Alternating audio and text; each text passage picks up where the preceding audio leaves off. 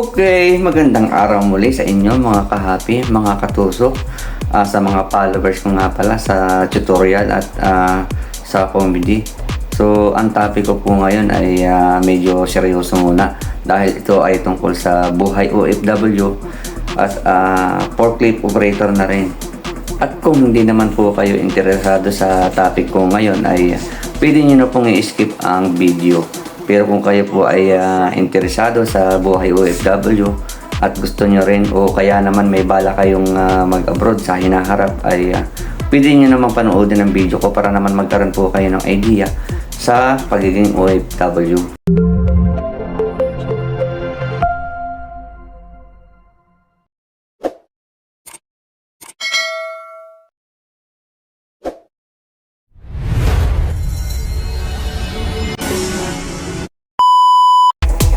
Okay mga kahapi ko, sa huling video ko ay tinalakay ko kung paano ako nag-apply, paano ako na-hired, at paano ako nakarating dito sa Hungary at ano ang aking naging kapalaran pagdating dito bilang isang forklift operator.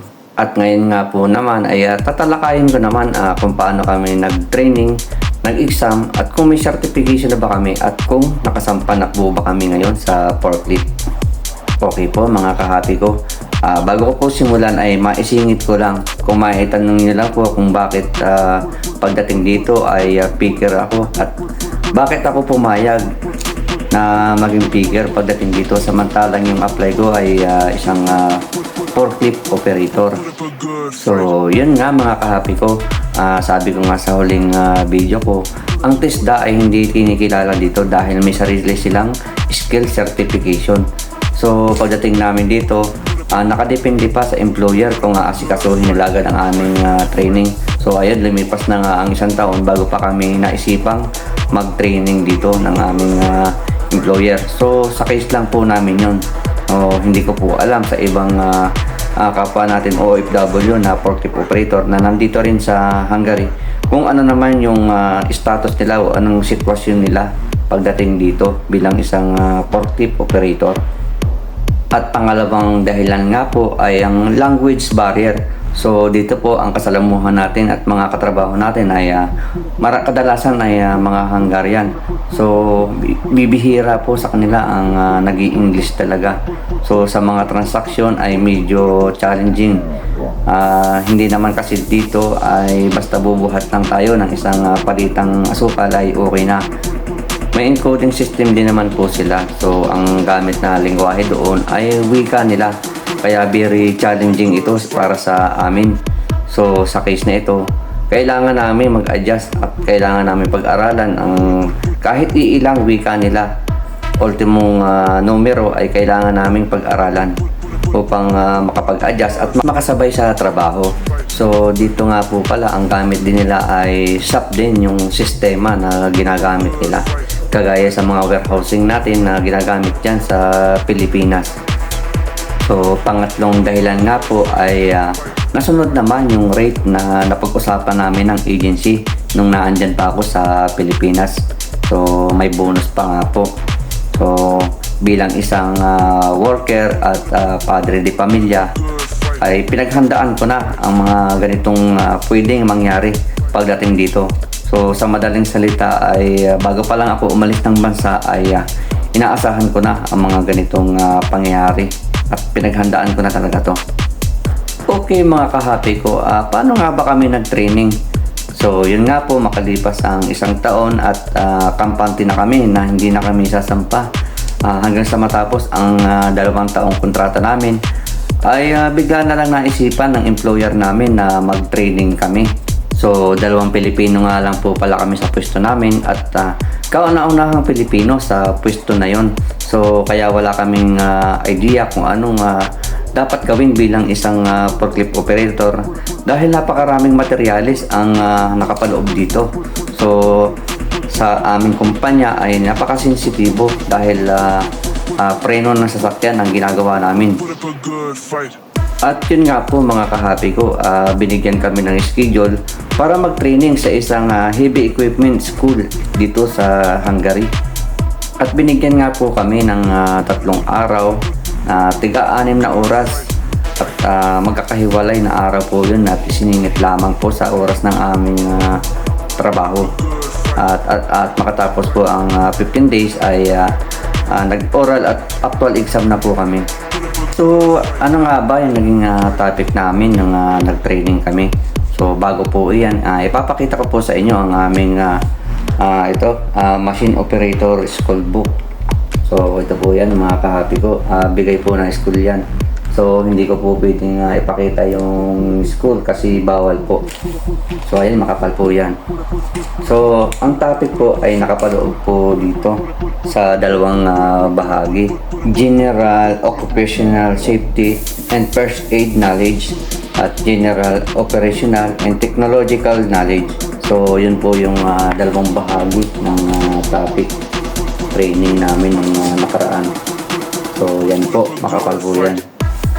Hindi ko po pwedeng pakita yung pangalan ng school kasi bawal po yan. So sa unang bahagi nga mga kahapi ko ay tinalakay dito ang tungkol sa occupational health and safety at sa mga fire information, safety handling ng machine at marami pang iba.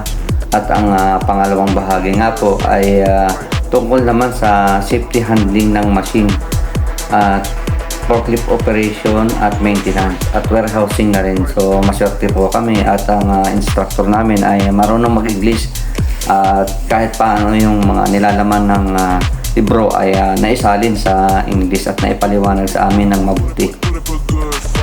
So matapos nga pala ang 15 days ay nag-take na kami ng exam, oral exam at actual exam. So dito nga pala yung training field nila. Dito ito sa isa sa area sa Kecskemét, Hungary, Humokbanya. So dito nagti-training yung mga truck o kahit motor, ayan. Dito sila nagpapatraining parang sa LTO. So andito na yung mga kasama ko, marami nga pala kaming kasabay. So yung iba naming katrabaho ay kukuha ulit ng certification.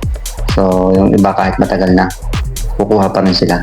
So ito nga yung drive testing ng motor. So big bike yan, nakikita nyo. So dadaan siya sa mga barrier, titigil, tapos sa abante. Parang sa LTO lang din sa atin sa Pilipinas. So ito na nga pala yung training ground nila. So ang liit lang ng forklift nila dito, ang cute. So ayan, sasampa lang sa pangalawang dip, ibababa at dadaan ka sa mga barrier. So yan o. So napansin ko dito karamihan ng mga operator talagang as in matatanda na. Kami lang yata yung medyo bata-bata dito. So yan o. Tapos isasampa lang dyan sa paleta ulit. Talagang dahan-dahan si kuya. Siguro nangangapa ito sa forklift na to. Ang tagal eh. Ibaba mo na kuya. Hindi pwede sa pakyawan to. Ibaba mo na kuya. Ang tagal no mga kapi. Oo, nainip na nga ako dito eh. Yun, natapos din si kuya. So mga kahapi ko, actually hindi po kami dito nag-actual.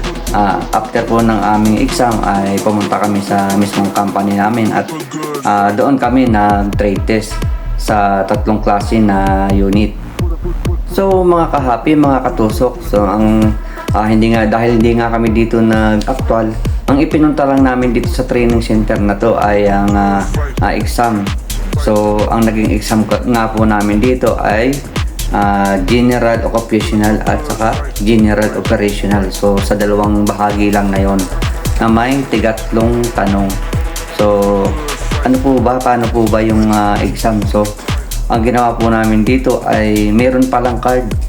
So bubunot ka ng tanong. So sa dalawang bahagi na yon ay may tigatlong tanong. So bubunot ka ng card, tigatlong card sa dalawang bahagi na yon. At ipapaliwanag mo ng harapan sa evaluator. So sa case po namin, yung evaluator kasi po namin ay Hungarian siya, hindi siya nag-i-English. So ang ginawa po nila, kumuha po sila ng translator. So maayos naman po yung aming naging exam at nakapagpaliwanag naman kami ng maayos sa evaluator. So ang magandang balita ay nakapasa naman po kami sa evaluation ng evaluator na to. So mga kahapi ko, mga katusok, natapos na nga kami sa exam at naipasa na namin ito. So pagkatapos nito ay pumunta na kami sa company at doon na kami nag trade test ng unit. So 3 klaseng unit yung aming ginamit doon. Unang-una ay ang tow truck. Pangalawa ay picker order at pangatlo ay reach truck. So mga kahapi ko, mga katusok, hindi ko na maipakita sa inyo yung actual na ginawa naming trade test. So paano nga ba yung trade test na ginawa namin? So simple lang mga katusok. Yung sa tow truck natin ay ganito yung ginawa namin. So sa tow truck may dalawang paleta dyan. So ang gagawin lang ng tow truck, sasakay ka dyan, uotso ka lang dyan, paikot na ganan. Tapos mag-i-straight mo yung daladala mong tow truck, tapos aatras ka. So paulit-ulit mo lang na gagawin hanggang sa sabihin ng evaluator na stop mo na. So ang pangalawa nga po pala mga katusok ay order picker. So dito tayo medyo sumablay kasi first time ko din gumamit ng unit na ito. Pero nasubukan ko ay madali lang din naman pala. So dito ang instruction nila ay mayroong box sa third high, kukunin mo siya, ibababa, tapos lilipat ka sa pang-apat na rack at tataas, ilalagay mo naman siya sa third high at pagkatapos nun ay baba. So ganun lang po yung instruction. So kada galaw nga po pala ay dapat bubusina ka ng isang beses lang. So pagkataas, busina, bababa, busina, aatras, busina, abante, busina. So ganun po dapat yung gagawin natin. So ang pangatlo nga mga katusok ay ang reach truck. So dito sa reach truck ay parang kaparehas lang din ng order picker. Ang instruction naman dito ay ganun din. So buhat sa third high, bubunutin mo yung isang palita, ibababa mo at pupunta ka naman, lilipat ka sa pang-apat na rackings at iaakit mo naman siya ulit sa third high, ibababa at finish na. So ganun lang yung naging instruction at pinagawa sa amin ng evaluator. So awa naman ng Diyos ay naipasa namin ang 3 trade test na yun mga katusok ko. So mga katusok, mga kahapi, ang tanong ay okay na, nakapasa na kami, natapos na lahat ang exam, ang trade test, may certificate na ba kami, nakasampa na ba kami? So ang sagot po ay wala pa po yung aming certification hanggang sa at hindi pa rin po kami nakakasampa. So yung trabaho namin na picking hanggang sa ngayon ay yun pa rin yung aming ginagawa. Tuloy-tuloy lang. So hintay-hintay lang po kami kung anong susunod na mangyayari. Kung kami ba ay sasampa pa po ba talaga. So babalitaan ko po kayo at i-update ko po kayo kung kami ay makakasampa pa o hindi na hanggang sa matapos ang 1 taon na lang na natitira naming kontrata. So yun lang mga kahapi, mga katusok. Salamat sa panonood at sana'y nakakuha kayo ng idea sa video na to. Maraming salamat sa panonood hanggang sa muli at sana manood uli kayo sa mga susunod ko pang upload na video. So pakipalo na rin po. Salamat.